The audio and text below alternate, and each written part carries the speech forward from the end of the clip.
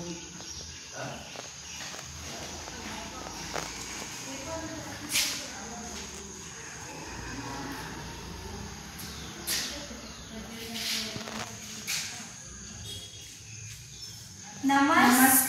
आम्ही विकसित भारत याच्यावर एक प्रकल्प तयार केलेला आहे.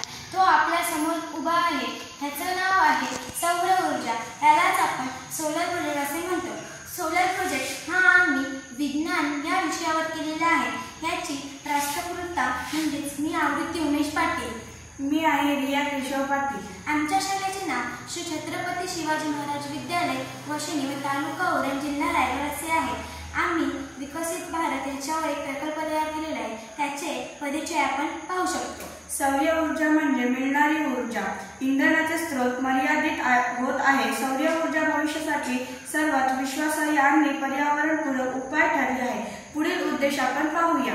या प्रकल्पाचा असा उद्देश आहे की सौर ऊर्जेचे महत्त्व, तिचे उपयोग आणि पारंपरिक ऊर्जेवरील अवलंबन कमी करण्याचे मार्ग समजून घेणे हा आपल्या प्रकल्पाचा उद्देश आहे. कार्यप्रणालीच म्हणजे सोलर पॅनेल, सूर्यप्रकाशाच्या किरणातून विजेमुळे प्राप्त होणारे रूपांतरित हे प्रोजेक्ट आहे जे आपण मर्यादित ठेवले पाहिजे.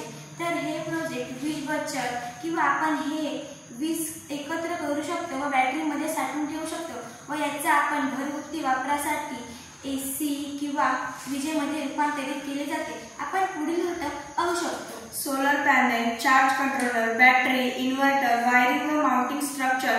पुढील उद्देश आपण पाहूया.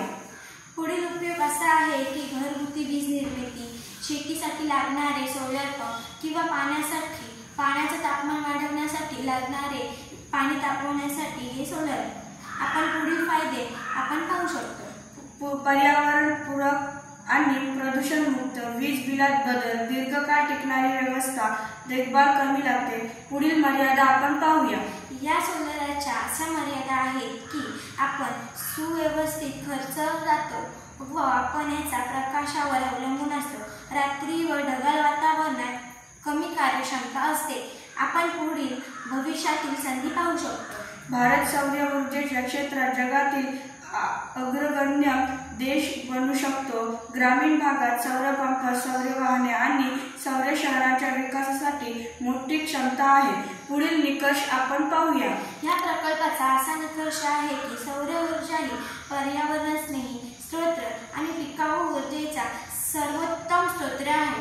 प्रकाशाने सौर ऊर्जेचा वापर वाढवल्यास भारत खऱ्या अर्थाने हरित ऊर्जा राष्ट्र बनू शकतो.